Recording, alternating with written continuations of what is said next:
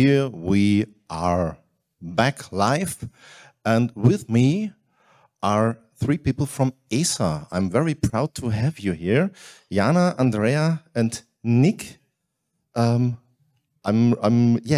You are two of the favorite. You are three of the favorite people here, because your panels are full. People love you when you get announced. There's always, oh, ESA's coming back. Yes, yes, yes. I remember. I'm relatively new to the Fedcon, and I remember when we got the video with Samantha from Out of Space. Everybody was like, you know, their heads were exploding. You know, we get wishes from out of space. Amazing. Please introduce yourself to the people out there. Who are you? What are you doing at ESA? Well, just between the few of us, I would like to maybe humanize us a little. We're not the stars that you might expect us to be. We are essentially, I work in the European Space Operations Center, which is a nice term for a bunch of people who are glorified bus drivers of the space missions. We fly robots in space. Yes, yes, we do. It sounds cool, but we're bus drivers in a nutshell. Cool bus drivers. Yeah. What I do there is I was a glorified secretary. I was just taking care of this little thing called product assurance, where I was making sure that things don't go exactly wrong. When there was an anomaly in space or on ground, that was kind of my headache. When there was a risk, to prevent, you know, just cleaning stuff up, clearing the path for the bus drivers to do their jobs. So kind of a dispatcher. But I have since moved on, and now I'm a glorified IT person. I'm just making sure that the infrastructure on the ground is kind of neat and tidy, and we have redundancy and everything, and nothing ever goes wrong when we need to send a command to the spacecraft or receive some telemetry. It's just a simple little job, really. Just a glorified IT person of some glorified bus drivers. Okay. You really played it down. All right, I'm Andrea. I work at the European Astronaut Center, quite close to here, in next to Bonn Flughafen. And so my role, I have a role on console in mission control for the International Space Station as Eurocom. So I'm the voice of Earth that talks back to the astronauts and interfaces with the scientists and engineers and the tech team on the ground. Then when I'm not on console, myself and one of the astronauts, we run the astronaut program of ESA, so coordinating all of the different missions of the European astronauts. And in particular, because I'm Italian, when there's an Italian mission, I will have additional responsibilities for that one as well. So yeah, wrangling astronauts and talking to space. Okay. Nick? Fantastic. So, hi, I'm Nick. I'm the youngest of the people from ESA here. I'm 26 years old, and only half a year ago I was a student, a master's student. So I am very new. This is my first sci-fi con, but I'm loving it.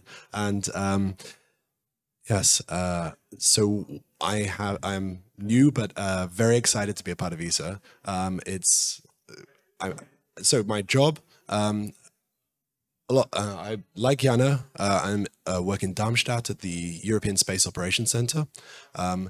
A lot of mission control happens there, with people sending commands, making sure that the infrastructure works, and planning trajectories, a lot of different things. But a surprising number of the people in Darmstadt work with the ground segment. So for every satellite there is up there, all of the data, all of the science needs to come back down to Earth to be usable. And so there's a worldwide network of radio telescopes, very small ones, very large ones the size of a huge building, and a lot of people work with that. I work with a very strange, particular, odd type of ground station for communicating with satellites that doesn't use radio. Most use radio, but this uses near visible light, optical. It's an optical ground station using infrared laser light to encode huge amounts of data, and we're doing tests at the moment with this. Okay, cool. It sounds amazing. already everything.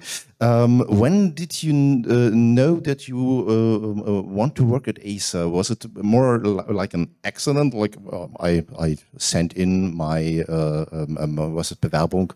I sent in my application and they said yes, or was it your goal when you started studying? Well, to begin with myself, I was studying nuclear physics, and at some point I had enough. I thought this isn't for me. I was actually part of a science team within the realm of nuclear physics, so the faculty of nuclear physics of the Czech Technical University. And I was under a specific department of physical electronics that was actually working with satellite laser ranging. Complicated story. Yeah, space lasers. And at some point I just had enough. And I thought, I want to do something completely different. And I joined a brand new study program called the Space Master. It had such a glorious name.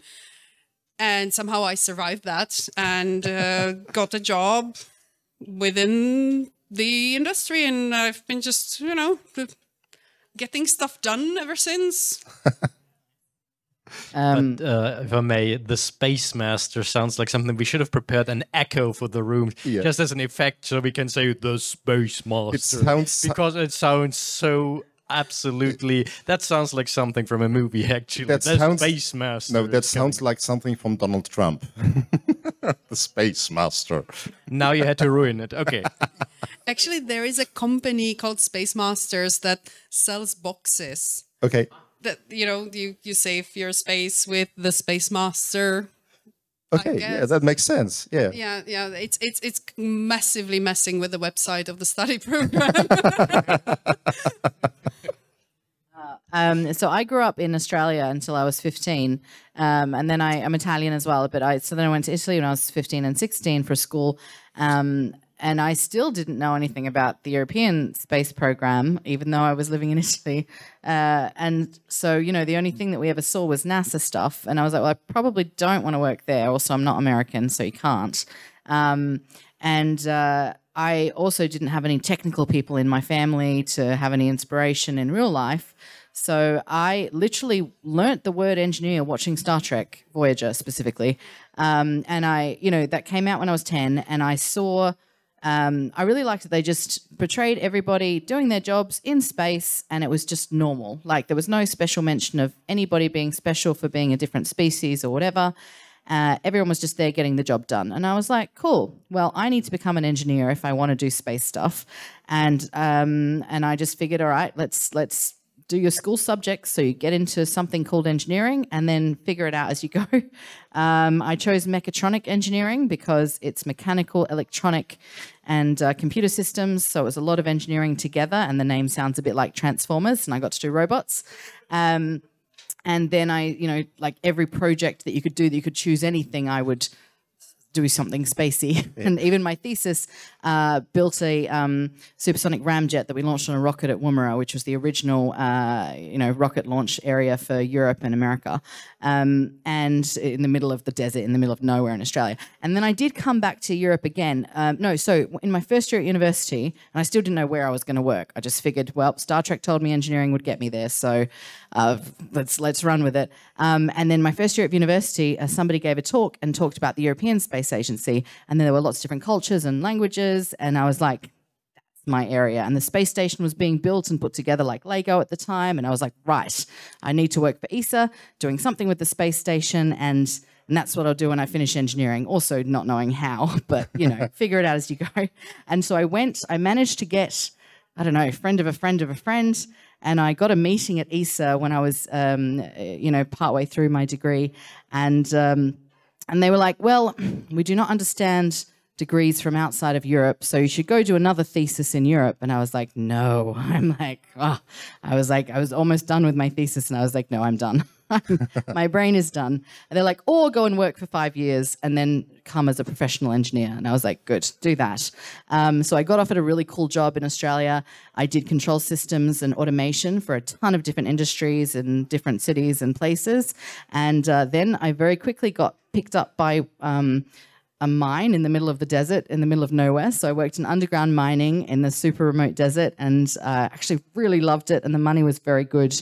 And I kept doing space stuff on the side, like as volunteering or whatever I could get. And again, in a country with no space agency, that's difficult, but you make stuff, you do stuff. So I had like, between my student years and my professional years, I had more than 10 years of space volunteering, 5 years of professional engineering, and I put that together and I super customized, and I only applied for 3 jobs actually in ESA, and I was like, okay, I've got to get one of these. It was a lot of effort. It's not like you just, walk off the street, but opportunity met preparation. And I was able to get my first preference with the International Space Station, and I've been there for 12 years. Okay. Okay, well, sorry, you'll have to forgive me. My voice is a little rough today. If you need... Well, as I mentioned before, I was recently a student, so I have come directly from studies. I have always loved space, as a lot of people do, and I studied physics initially, but I had somehow talked myself out of the idea of ever being able to do what I liked, working in the space industry and what I'm passionate about. But later, I personally find applications very tricky. You were asking about applications, and this is a personal weak spot for me. So I didn't get very far after my first degree. I later did a master's and moved to Germany at the same time to be with same location as my girlfriend. And so I've lived there here 3 years now. Finishing the master's I was doing, I got the chance to apply again for their ESA's graduate job type positions, the young graduate trainees, YGTs, which is what I am now. And this, I was again dreading making applications, and so this happened to be, I applied for 2 positions, which is the maximum you can for the YGT program. And as I was coming towards the end of my master's, this was the only thing I sort of made enough time during my master's thesis to make these applications, and I thought, okay, it's a very long shot, but it's worth the effort. I didn't get my first choice, but I somehow got through the interviews, and the fools let me in, and so and it turns out that my second choice was way cooler than I had even thought. So I've just loved it, and particularly not just the work. A lot of it is quite exciting and glamorous. A lot of it is also talking to different companies in industry and answering emails a lot, like any other job. But the environment that I found at ESA is just a particular highlight, because you can talk. I can go up and talk to practically anyone there, particularly the young people. But really, anyone will be quite happy if they have some time and are excited to share what they're doing and teach other people. And because all of the people that work at the different ESA sites come from a range of the ESA member states all over Europe. But not even ESA member states, because, well, no, I got in as Italian because I'm not a fan of paperwork. But there's people that because except for the ESA staff positions, which is only about 5% of ESA, we have a lot of integrated contractors. And as long as you've got work rights in Europe, you can come from literally any country in the world. So we have people from all over the world. It's even more diverse. That's definitely worth mentioning. Yeah, there are in fact more contractors at my site than actual staff, direct staff, I should say. But of the young graduates that have just joined 6 months ago along with me, there are in Darmstadt 10 of us about, and I think I counted 7 or 8 different countries, and it's wonderful. Just everyone moves there at the same time, and so it's like instant nerd friends. It's wonderful. Yeah, it's like the closest thing you'll find to the Federation. It's just, it's great. We love cooperation. Very good. It's a will be question. I will come back just a few words outside for our viewers at home. If you have any questions, feel free to write them down in the chat, and we can read them. We will answer it Yeah, I already see there is a question if there is any abbreviation called LGT. We have YGTs, young graduate trainees, but as someone points out so perfectly there, laser graduate trainee, LGT. Yes, laser graduate trainee, and also, of course, last Geek Tonight. Great. Great. And thanks for the shout out for my shirts. Yes, you can't get super geeky maternity ones, so I was like, I just made my own. So I had an incoming traveler one with Stargate, and then I had a future starship captain with the engineering corps of engineers, and today I'm EC. So got to do something with this 8-month belly. I can't agree with pushing that baby already into the command chain. I mean, maybe they want to be an engineer. Think about that. This is indoctrination. Well, yeah. That's already an ambitious parent. That's okay. They can have a choice, command or engineering, as long as they don't pick science. Or security. Ouch. Also, our audience here directly in the room will have the opportunity to ask some questions later. We have a lot of people here, as you see.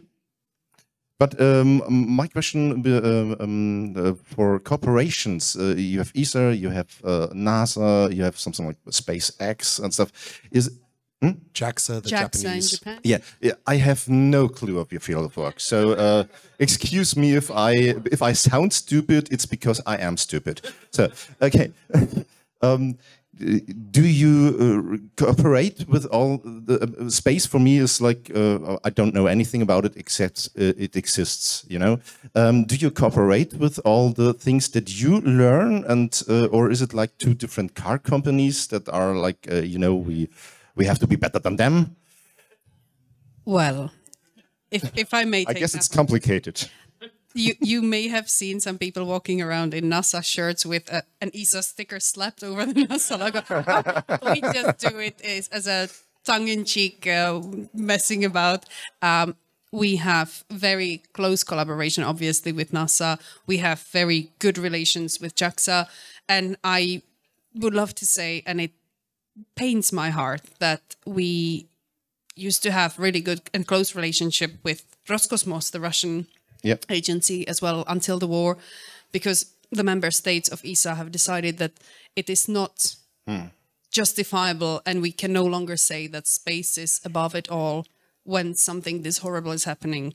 So unfortunately, there are exceptions, but otherwise we try to keep our collaboration with everyone in a peaceful manner. ESA is strictly a non-military organization. We support everyone. You would be surprised, in the European Space Operations Center, we have something called ground segment freezes, which is something that has to be declared basically to everyone working there as saying, we are not allowed to change configuration of our systems from this date to this date because we're supporting the launch or the critical operations of this or that mission.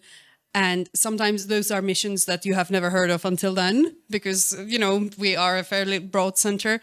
And the names of missions are from India, China, Japan, from all around the globe, literally, we support. And for example, it's not also irrelevant to mention that the first signal that we got from one of my missions, I like to say, Bepi Colombo, when it launched in 2018, the first captured acquisition of signal, AOS, was from Malindi in Africa. So we actually have a worldwide communication, worldwide collaboration, and we try to keep it peaceful. And I'm hoping from the bottom of my heart that we will be working as close as possible with Roscosmos again, in full collaboration as soon as this whole thing is over, because they are colleagues, they are scientists, they are engineers like us. It's just a horrible thing that has to go. They are victims of the situation too. Yeah. Yeah. And even you were saying the different dishes in different, well, two comments, different dishes in different places. There's a deep space communications dish in Australia for ESA in the middle of a sheep paddock. And yeah, that gets controlled out of Darmstadt by these guys. New Norsha. New Norsha. And it's in a very electromagnetically quiet zone because there's nothing but the sheep and some priests, I think. There was some, from what I heard. Yeah. Anyway, there's a monastery nearby. No. And yeah, for the only project that's not affected is the International Space Station. So we are the only exception, actually, that we have an intergovernmental agreement that is above all Earth politics, changes in government, etc. So we're the only collaborative thing left in the world, actually. And it has to be like that because, for example, the altitude control of the space station is Russian thrusters and the attitude control is American control momentum gyroscopes. So we can't fly the space station and keep everybody alive and keep this multi-ton thing from crashing into Earth if we don't all work together. So we're engineering-wise, we have to work together, and we've fortunately got this intergovernmental agreement. But we are the only thing, and it's a big exception. And yeah, everything else, of course, was cancelled. But the collaboration with the other countries, because we are, we've got the US, we've got Europe, which is already 20-something countries that don't necessarily like each other, but we still work together, and Russia and Japan, and that's the International Space Station. And that is really cool. Like I said, when you meet colleagues from other countries, I was in JAXA in Japan a month ago, and we all instantly, especially in mission control, just speak the same nerdy language, and it's just really fun. It's just like meeting your mates as you go around the world, but still working on a tech level together. Yeah, very cool. We have a few questions in the chat, I think. Yeah, that's a good one. I also had from Petra. How did the ESA choose who to send to FedCon? We have reputations as very nerdy people already at work, which is something. Do you remember when Samantha on her first mission was wearing the Star Trek Voyager uniform, and it was when the Dragon capsule was arriving, right? And she pointed to it and she said, "There's coffee in that Dragon." Firstly, excellent, loved it. And then secondly, there was coffee in that Dragon because we sent the first ever proper Italian espresso machine to the space station, and it was being delivered on that cargo vehicle. So if you don't get the references from Star Trek Voyager, because they had a shortage of, dilithium and various other things, and they found some in a nebula, and Captain Janeway was like, "There's coffee in that nebula." And so, there's coffee in that Dragon whilst wearing the Janeway uniform, and there was actually proper coffee, not American coffee, for the first time in space in that Dragon. It was just brilliant. That said, I had to explain that to several astronauts at work, and about half of the colleagues at the astronaut center. So, yes, we already are kind of known as a extra geek level at work, despite our workplace. I'm also starting to understand your priorities. I can pitch in the similar yet different story. Just before I was leaving the Q continuum of ESA, because I was moving to be the glorified IT person. So I worked in the quality, product assurance, making sure nothing goes wrong. And we have a system for tracking anomalies, which sounds really boring when you think about it deeper. It's where you actually have recorded all of the incidents that happened to the spacecraft, micrometeorite impact or space weather effects. Planetary missions like to say it's never space weather, but sometimes it's space weather. All kinds of freaky occurrences, and down to Earth anomalies, like there was a snake in the switch, what you call it? Switch cupboard. The fuse box. The fuse box, yes. We had one of those too. We had a small fire at a station once, things like that. It sounds boring when you say anomaly database, but it contains all the juicy data on everything, and sometimes very sad information, like how did the mission end, and from all the oopsies to all the tragics and beyond. In any case, these databases are hosted on 3 machines in 3 instances. One is for our operations center. One is for the tech center in Noordwijk in the Netherlands, and one is for the science center in Italy, in Frascati. So when I found out, you can imagine that I started suggesting that maybe we could distinguish them by color. And yes, lo and behold, the ARTS, it's called Anomaly Report Tracking System ARTS, now have a banner in red for operations, gold for engineering, and blue for science. Many colleagues are unaware why that is. It was single-handedly me.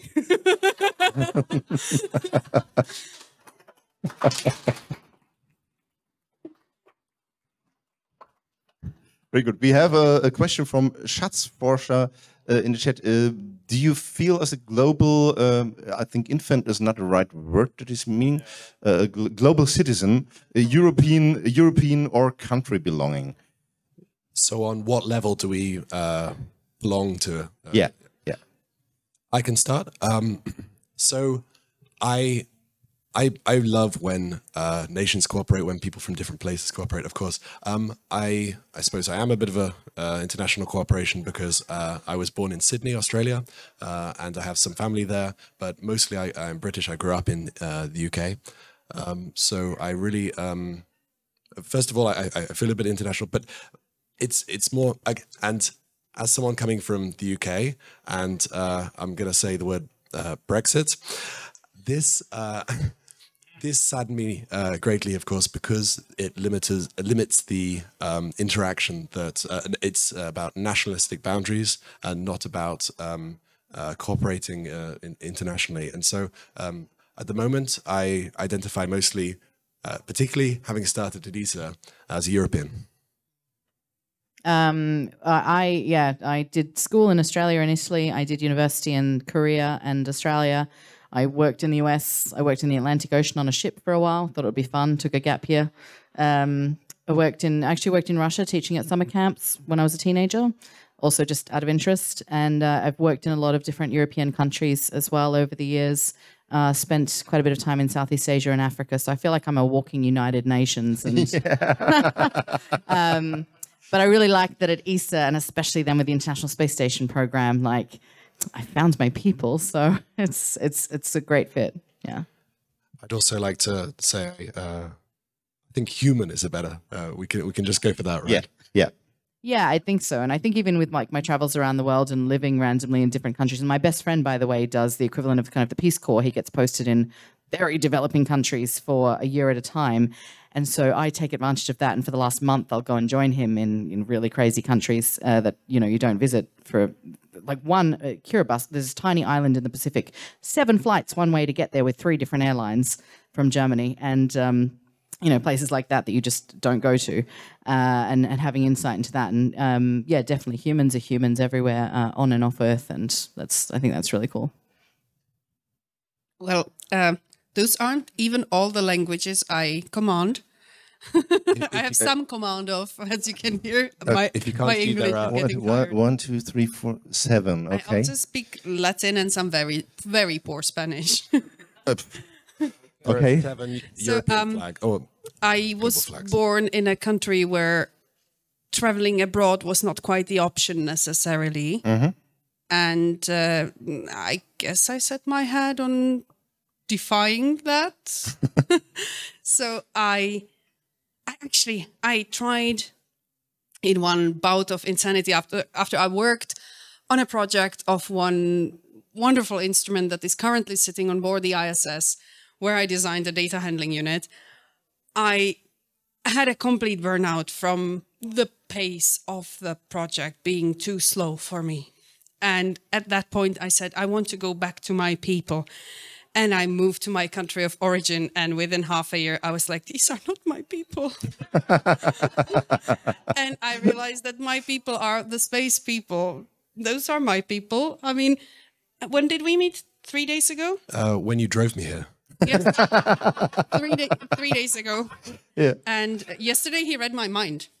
During the panel, I mentioned the DART mission without actually saying the name or mentioning the name of the episode that I think it took sort of a page from the entire idea. And Nick went on, just took my mic and started explaining about the DART mission. There was absolutely no communication behind that. He read my mind. These are my people. I think it's a ginger thing. Don't mention that. That's the secret order. I feel so much at home with the space community, and that spans the world and beyond. This is where I belong. Awesome. And since I now know that you don't know each other that well because you only know each other for 3 days, I think it's time to get to know each other a little bit better. And what better way to do it than with our nerd credibility test? I couldn't agree more. I didn't study. No problem, no problem. So, since my English sucks, and those questions are in German, I hand it over to Sebastian, and he will translate it. I need to do a live translation. Okay, You're right. I didn't even think about that. That we never had any reason to write them down. Yeah, right. You asked me to think about how to translate our slogan, which is no, I don't even remember it in German. You said. Nur echt mit ohne Plan. Exactly. How to translate that into English. I haven't said to Christian, I have to give this 5 minutes of thought. I haven't. I'm afraid, so I cannot translate it. Like true without a clue. Something like that. It's basically that we never have a plan. So again, we obviously don't have one, but we have question number 0. That is just like a bonus question. Are you ready for your nerd credibility test? No. We did not have that one before, but that's already a great answer.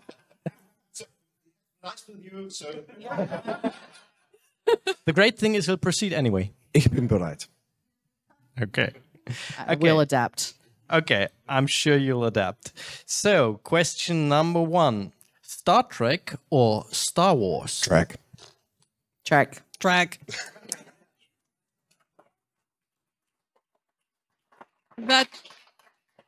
That was never even a question for us, right? No, I'm not so.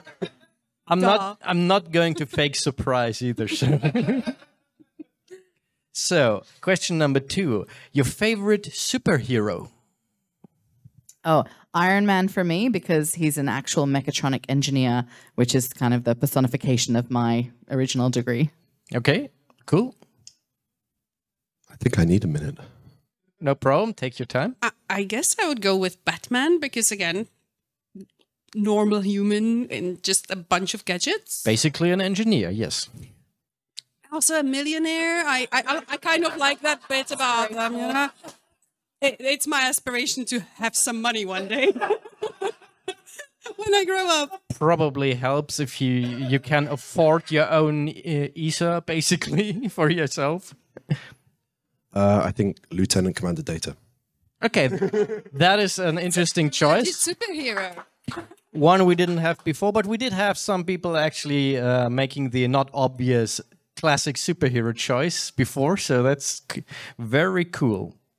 So, question number 3. Which is your most embarrassing CD or record? So basically, what kind of music that you absolutely love, but you actually, it's kind of embarrassing that you do. I think I'm too young for that. Everything he listens to is cool and fresh. No. It's too young for that format. He doesn't. Oh God, you don't. Okay. Yeah. Okay, We figured this out the other day. I was like, I'm old enough to be your mom, and you don't know what a CD is. I've used floppy disks. Okay. Any track you listen to on Spotify, Apple Music is fine too. So stop dodging the question. Well, I'm actually not embarrassed by this, but you know, I'm pretty Australian as well as being Italian. I love Eurovision, so I have a lot of Eurovision stuff in my mix. Okay. I like ABBA. Okay. Yeah. Cool. Sverige. I would say, have you seen Shadows of Icy Moons? I mean, we literally just remade Lady Gaga. Okay. And she starred in it. I started. It was all my fault. Oh, thank you. It might be beautiful, but you know, still, it's Lady Gaga means a space mission. Sounds more creative than embarrassing, but but being it's Lady Gaga. okay, I mean, that's probably a had to nerdy be there, choice. I guess. I like a lot of different mashups of things like nerdy covers where some fan has changed something, and I'm forgetting the name of it now, but a lot of those kind of things are quite cringy but wonderful. Okay, perfect. So, question number 4, which is kind of a relative of question number 3, because it's about a really bad movie that you love dearly. What would that be? Some movie where everybody would say, this sucks like a vacuum cleaner, but you actually love it.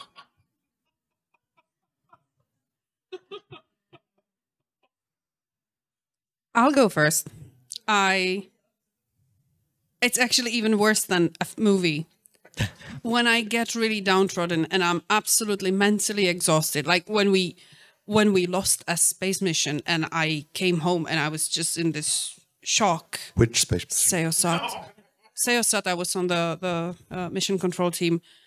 I actually enjoy watching reality shows about dumb people being on a sunny beach somewhere, talking absolute garbage and being so incredibly stupid. It relaxes me unbelievably, thinking I would love to be on that beach and maybe have that hot body, but God, they're stupid. And it really relaxes me. I apologize if I offend any of them, because maybe some of them are watching, who knows? You know, maybe there could be some geeks among them, we never know. The way you're describing them, they're not going to get what you're telling them. Probably. It's my guilty pleasure that I just watch some semi-naked young people talking absolute nonsense on a lovely sunny beach, because it's just, you don't actually have to use any single brain cell, because they don't. Great answer. That's funny. I would extend that, and yeah, TV show again, but the whole series of Below Decks is on, and that's very. I used to work on ships, and so I think it was very relatable for me as well, and I thought that was quite funny, but also like low brain power to watch, which is quite funny. But the movie-wise, I don't know if it's necessarily embarrassing, but one of my favorite movies that might be a bit more obscure is the new Korean one. Because I lived in Korea, so I watch a lot of K-drama too, and K-movies in Korean. And there's one called Space Sweepers, which is in Korean language mostly. And I don't know if it's like super, it's not that popular, I guess, but I loved it. Like, loved everything about that movie. All right, Nick. This is a difficult one. It's been quite a while since I've seen many movies, but I think for a long time my favorite movie was Hot Fuzz, and that can be quite. It is good, but it divides people a little. It's. I'm having trouble thinking. I know I've watched some terrible things and really enjoyed it. But the names aren't coming to me right now. But yeah. Oh, that's we'll have to move on. That's okay.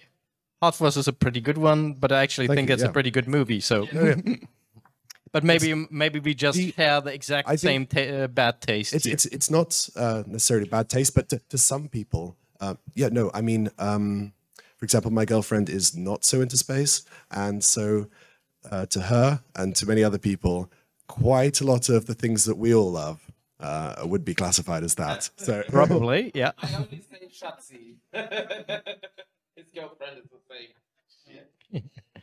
I'm convincing her. Don't worry. Or I have the opposite problem. I need a nerdier boyfriend, but he's getting there. All right, question number 5. Who were you in love with when you were a teen? Some kind of celebrity, or some when you were young? Was there someone you had an absolute crush on? Well, I did mention the Q continuum before, and he is here now, and occasionally He's on screen to your right. He's on screen as we speak. I have been smitten for years, and still today. He's still I think I know what you mean. Absolute dude.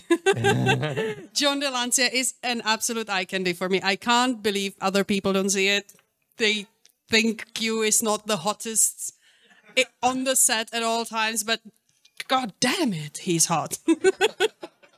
Mine was from Stargate, actually. Do you remember when Corin Nemec came in as Jonas, and he was like languages and engineering and science and kind of like so many nerdy things together, and I had a big crush on him. All right. A wide variety of strange characters from different things. There's not one that particularly stands out. Just a teeny bit of Q, but I think we're gonna have to visit John Delancey at some point and tell him about this. I think he's going to be flattered and then he's going to move away very quickly. That is, and one of our colleagues, I went to whom she has quite the reaction, like teenage girl kind of crush on MacGyver. So. Oh, okay. So there's something for everyone here. Okay, so what's your favorite board game? Galaxy Trucker. I don't know if you know it. You have to speed build a spaceship against other people, and it's very difficult because you have to have all the connections that match, and then you have to have the cannons pointing in the right direction, the engines pointing in the right direction, and shields and enough batteries to power your shields, and you have to think about that, and you shouldn't have crew quarters next to each other because you might get an epidemic. So you've got to speed build this whole spaceship out of tiles that fits in the board, and it's amazing and very stressful because if somebody finishes, you've got like 1 minute to finish your entire spaceship. Is this like your favorite game as well? I think you won this question. Yeah. Oh my, like Galaxy Trucker, guys. It's like, oh, but that's only the first part. So you speed build a spaceship, and then you've got 1 minute to finish when somebody else finishes, and then you've got like adventure cards, and you see how well your spaceship fares, or even if bits of it all fall off because space pirates have hit you or something. Are you sure you're not bringing work home?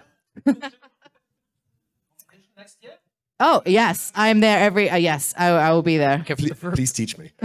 I have to say, first of all, the passion with which you just described this game means that you've already won nerd credibility basically with this question alone. Yeah. Well, and if I may add, it does sound incredible fun. Actually, it does sound. And it's really, a European really fun. game. It came out of the Czech Republic. Okay. And also, you describing it makes me feel like one of those one brain cell dumb people on the beach, just not as good looking, because it makes me feel too stupid to play, actually. Mine is a German classic, Settlers of Catan, or Cita. Okay. Yeah, and I would also add Ticket to Ride, Zug um Zug. Yeah, these kind of games, just especially with my new friends at ESA, the other people, graduates, we've started playing quite a lot of board games, and yeah, we need to find out about this one. We speak later. Okay. I have a confession to make at this point because it's just between us, right? It's not going anywhere on the internet or anything like that. I'm counting on you and your discretion here. I'm not a competitive person. I know that I seem like I outrank everyone immediately because I command this authority of a Swedish woman with the look. The look. You see, he blushed. But I hate competing in anything. Not just because I fear losing and I feel like I have a massive imposter syndrome and I feel like I've already lost all the time. It's something about someone having to win and someone having to lose. So I'm not a big fan of board games. I never was. Especially since my sister got very competitive all the time and she was older and bigger than me, and God, that never went well for me. But I was invited to play board games with a friend and colleague of mine. Shout out to one of the ExoMars TGO Zoe's, Chris White. And he brought up a game that was called, I think, Pandemic or Contagion. It was before Pandemic. And Pandemic. I know that one, yeah. It's an excellent game because you don't compete, you collaborate. When I moved to love Germany, the game. I really, I can't recommend it enough for people who, like me, don't feel competitive, because competition is not really what you want to do in life. We thrive on collaboration as a species. Why would we compete for fun? Because it's really fun. But then, Pandemic is a great one to bring it back to collaboration when you've been really intense in board games, meetups. And when I moved to Germany 3 years ago, I discovered that in contrast to the UK, a lot of board games here are cooperative. There are a surprising number of other ones that where you're all on a team, maybe against someone, maybe against the game itself. It's lovely. By the way, may I interrupt just one quick second? I must take this opportunity to ask a question to our audience. Go ahead. We're all nerds here, space nerds, and a lot of you are German or know some German sci-fi. I really have to ask, because no one has recognized it or talked to me about it yet. Does anyone know Cold Mirror, an old German YouTuber? Yes, okay. Does anyone know Star Space? My girlfriend made this pin for me, the USS Enter. Finally, thank you. Finally, a room full of people who understand you. That's Oh, brilliant. Please. Yes, of course. Oh, amazing. Cold Mirror. This is incredible. amazing, thank you. And this is actually one of the main ways in which I'm learning German.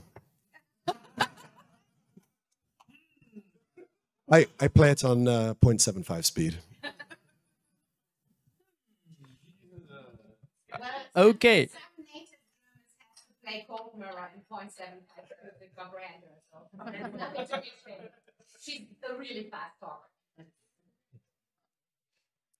All right, let's move on to question number 7. Do you have a favorite video game character? Yes. Do you want to tell us who that is? Yeah. Just between us, as we just discussed, so it's not gonna leave this room. Absolute privacy. No one's listening, right? No. Okay. No. Well, this might probably be from the first. My favorite video game still is Portal 2. So perhaps GLaDOS from that. If that was the first one I downloaded to my laptop, and it's expanded quite a bit since there. Shout out to KSP, but it doesn't quite have the characters. It's more about explosions. But recent favorite, and something that is relevant today. I don't normally play open world games, but I've become smitten with this this game. Horizon Zero Dawn is quite a well-known game, and I met a young lady just now and took a photo, and she has made the most incredible Aloy, Horizon Zero Dawn cosplay, 3D printed spear, and it's just wonderful. So that's my most recent favorite character. Absolutely. We actually interviewed her last night. So we did a lot of cosplay interviews while they were waiting for the cosplay catwalk. Yes. Yeah. I noticed this costume as we were leaving the ESA panel last night. She was queuing though, because the cosplay catwalk was directly after that. She was the very first one in the queue, and my mind sort of melted because I hadn't quite connected those type of video games with this conference yet. By the way, this is my very first conference, and thank you so much to everyone for the warm welcome. It has been fantastic.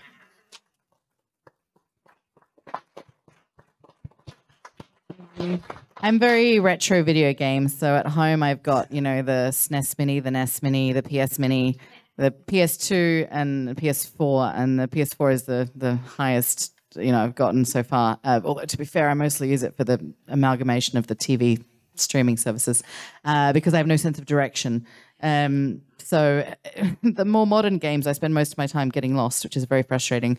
So on the Switch, when I play, so my favorite character is Link, actually. So, the Zelda series. Yeah.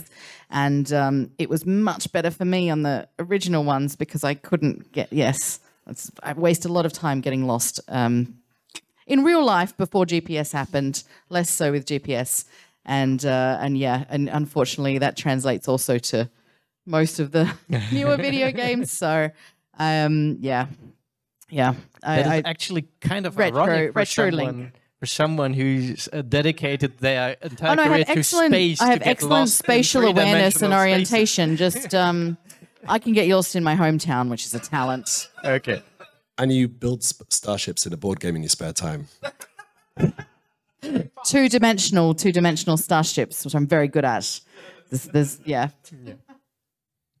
Well, I have this bizarre thing about games that I either use VR or previously Nintendo Wii, which I still have and actively use at home, by the way. Woo. But I use them for sports games and sort of exercise workouts. So I would not say there are characters. I just look at my own behind, basically, but skinnier on the screen. That's not my favorite character, I can say. Jana, so probably. Did you have Wii Sports Resort? Of course. Yes, the plane. It's still in. I played it the last time, and it's not that many weeks ago. The ginger thing. It might be a ginger thing. We have a whole religion going on. She told me about our this on the stand. drive We can here. talk about it when no one from ESA is watching. We can tell you. You can get on board. It's Anyway, actually surprisingly convincing. I might be converted. yeah, I just told him about it 3 days ago, and he's already a believer. It has nothing but benefits. I would say that the last proper gaming experience I did was, my favorite character would be the Stop Lemming. Ah, I'm that old. that's a great answer. Stop Lemming. Stop Lemming. Now he has an official name. It's Stop The Lemming. Stop I never Lem- thought about what he's called. He's Stop just Lemming. It's yeah. the. You sure? Right. He's Gandalf Lemming. Now we have a better name. Lemming. Yes. Okay. Did you want to add something? Yeah, how many questions are there? There are 10 in total. Oh. What- No, I was hoping it would go on for a while. Question number 8. What was your last book or alternatively comic book you read? I can start.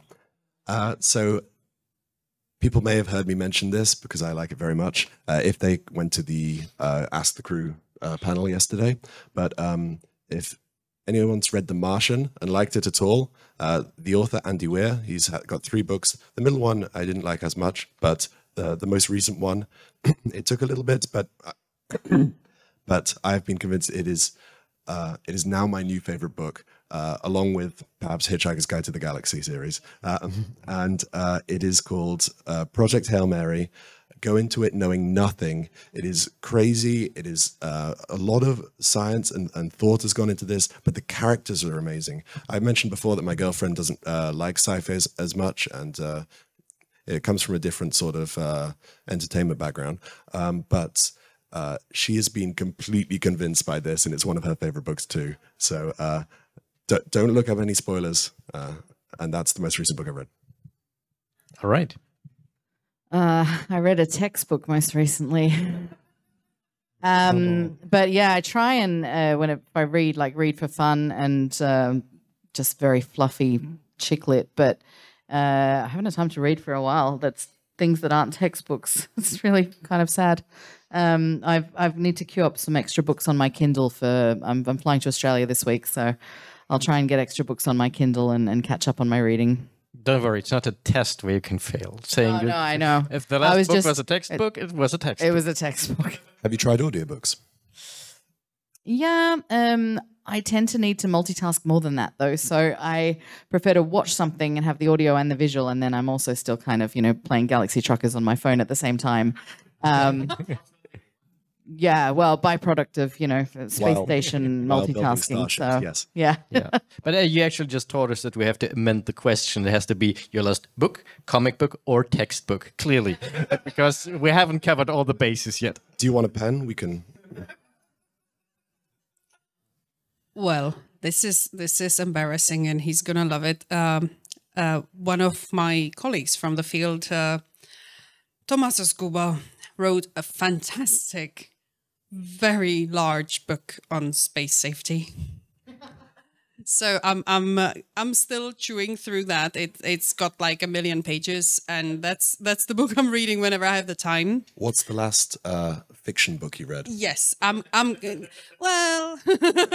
I'm getting to. He's not listening. No. It's sometimes, standardization in safety is mostly a recommendation and a wish when it comes to certain other organizations that do not necessarily subscribe to the same ideology. So yeah, no, let's not define that as a fiction. It's a textbook. But besides that, I just recently convinced my boyfriend that he really, really wants to look into Terry Pratchett's work. So whenever we're traveling together, we're listening to an audiobook from Terry Pratchett. I have just somehow discovered it. I cannot believe this squirrel is amazing. Hitchhiker's Guide to the Galaxy. It feels so close in some ways, but somehow I completely missed it while growing up. No, Terry Pratchett. Just discovered Terry Pratchett. No. Please. But I'm going through them at quite a pace, and the Terry Pratchett books, I only started half a year ago. It's so funny. I love it. Yeah, so that's where I am. All right. Sounds like a page turner. Question number 9. Your favorite band or musician?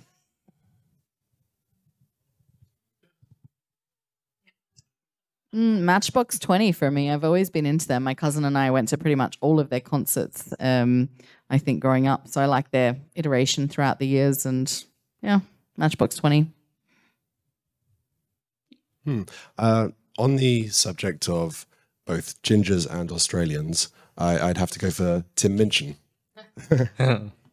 Well, since Tim Minchin is taken, thank you very much. A stupid lie. No, You can also say Tim Minchin. That's okay. No. He's his. He can keep him. I would probably say the Queen because, I'm absolutely gobsmacked that Queen Elizabeth. She hasn't had any new songs lately.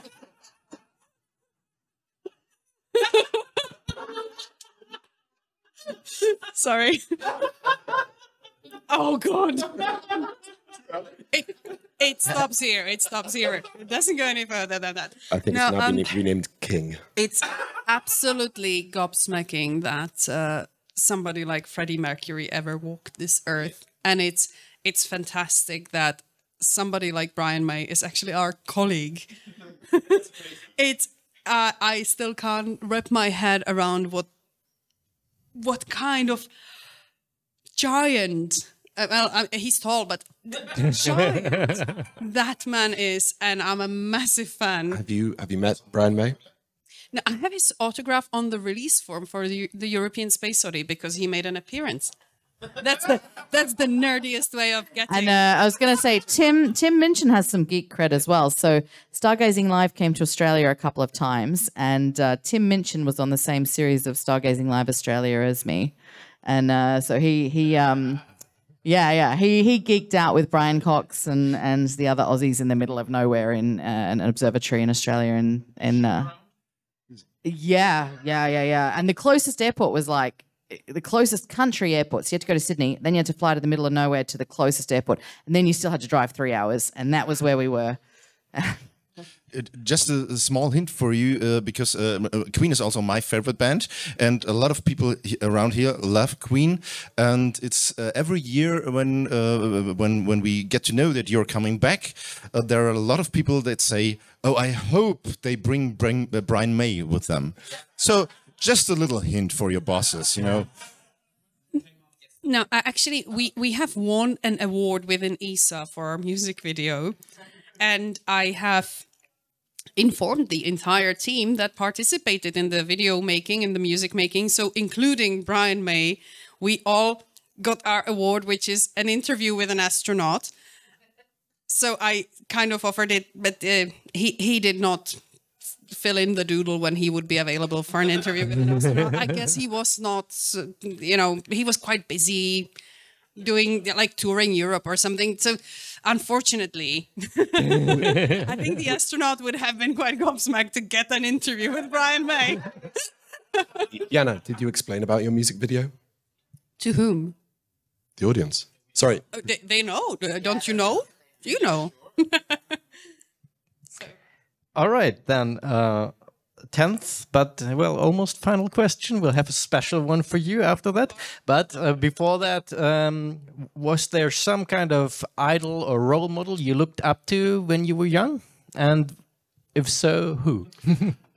Definitely. So, being a huge science nerd and later space nerd, one of the ways in which I started was I got into listening to podcasts when I was about 10 years old, and into the science and skepticism podcasts. So these people that campaign for rationality, critical thinking, skepticism. Say Richard Dawkins, I'm going to kill you. I would kill me too.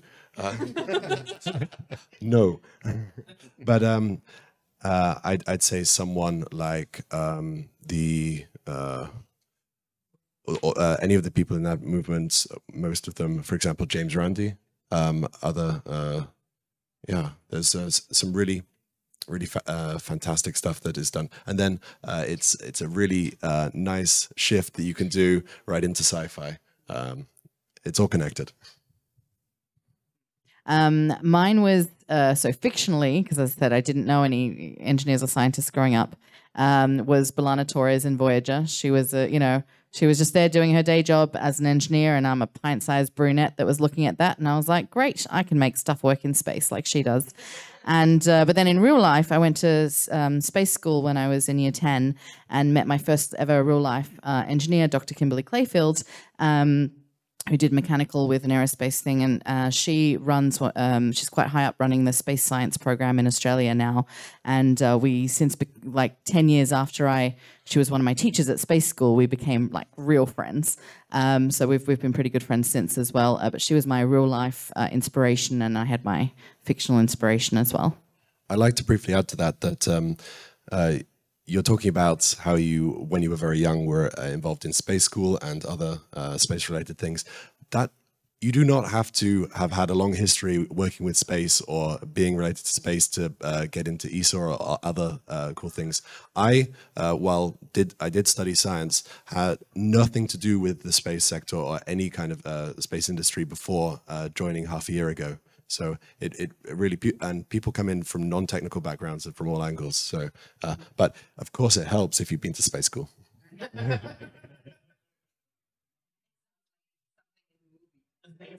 Yeah. I can't even imagine a German school called Weltraumschule.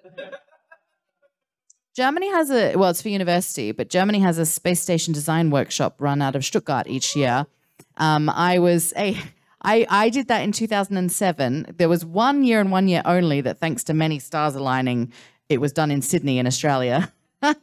And so, yeah, I did the Stuttgart Space University Design Workshop in Sydney in Australia, and it was awesome. Sorry. Yes. Is the Stuttgart one related to the flying laptop? Yes. The woman who recently, my colleague who recently moved into the same office, unrelated team.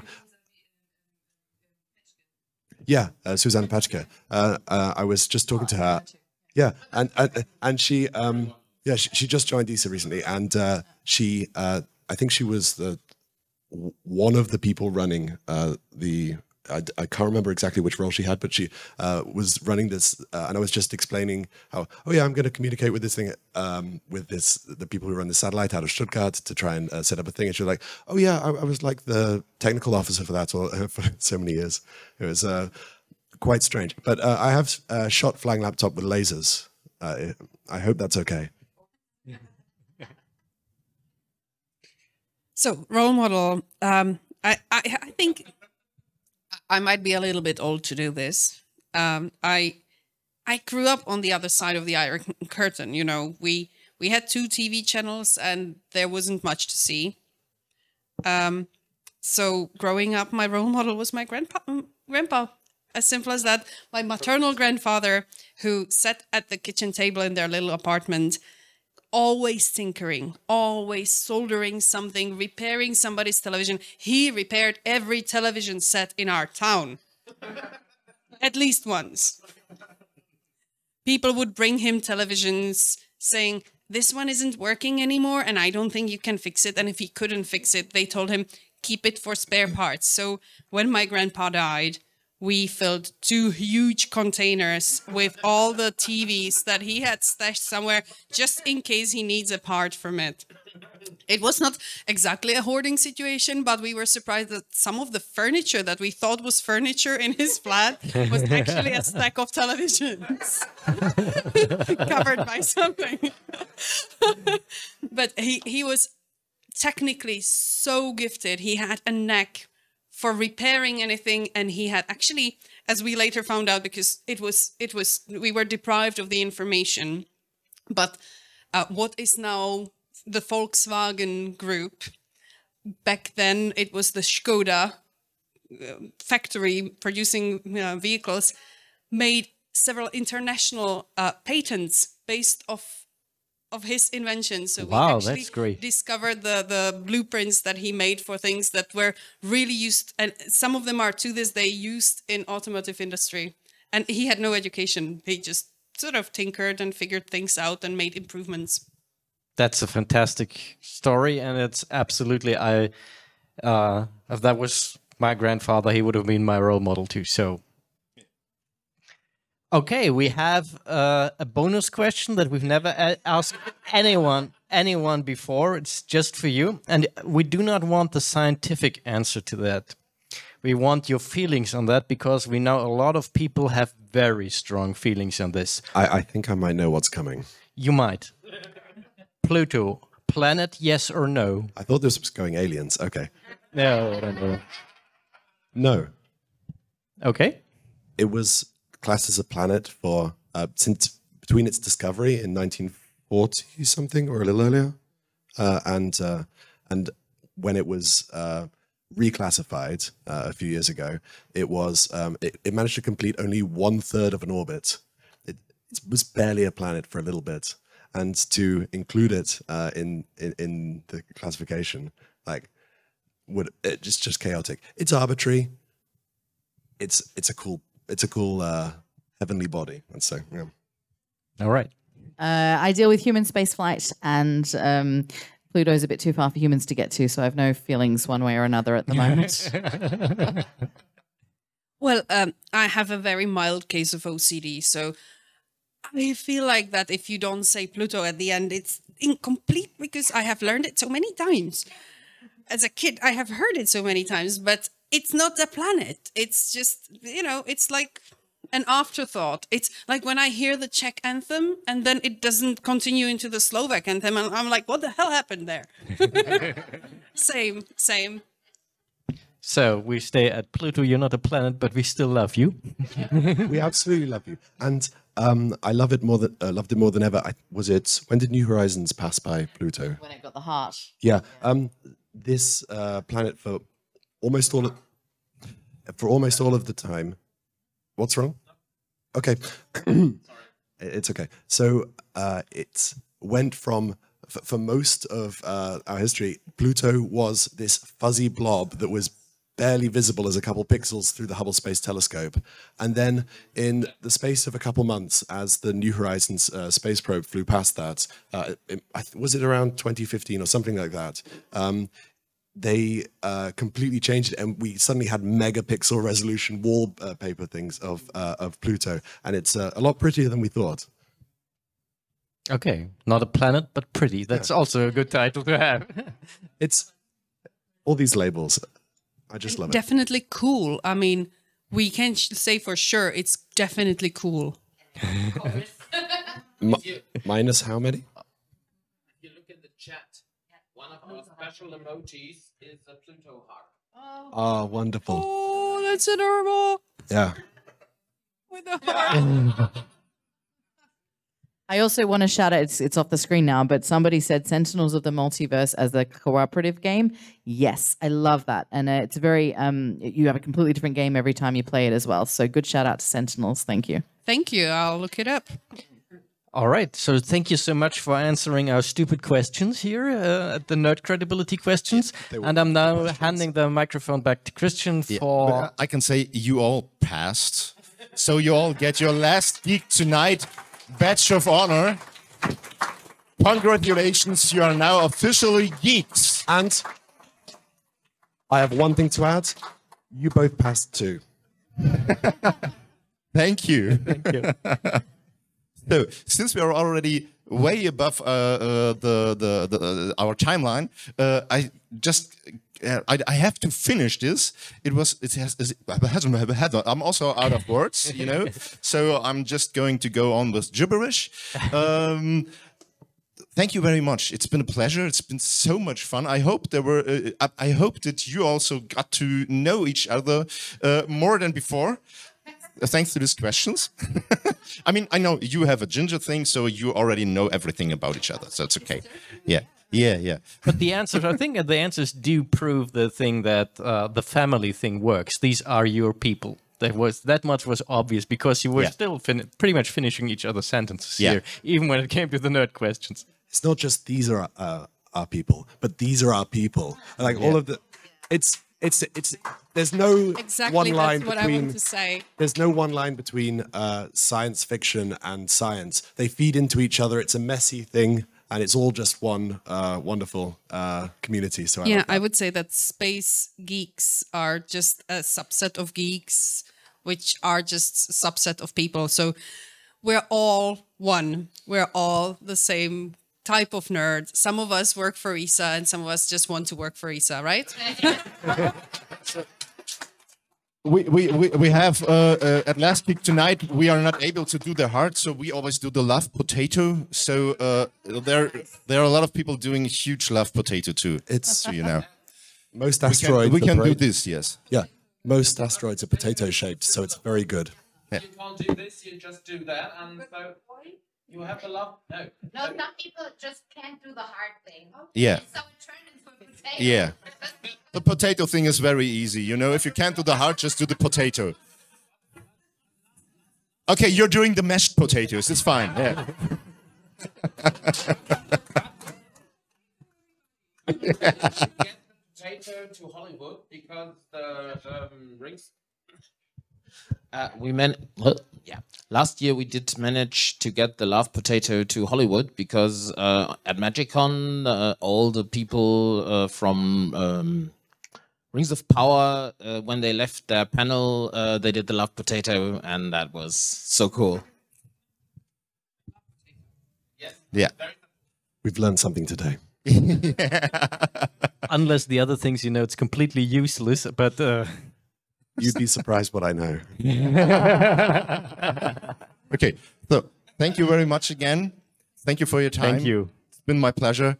And we will we will switch over to the main, to the Maritim. Wir gehen jetzt in den Maritim-Saal und da ist Marina Sirtis auf der Bühne. Und da schauen wir noch ein bisschen rein. So, warum rede ich das denn auf Englisch weiter? Das ist ja Blödsinn. So. Mein Gehirn ist alle nach 3 Tagen Stream. Tschüss.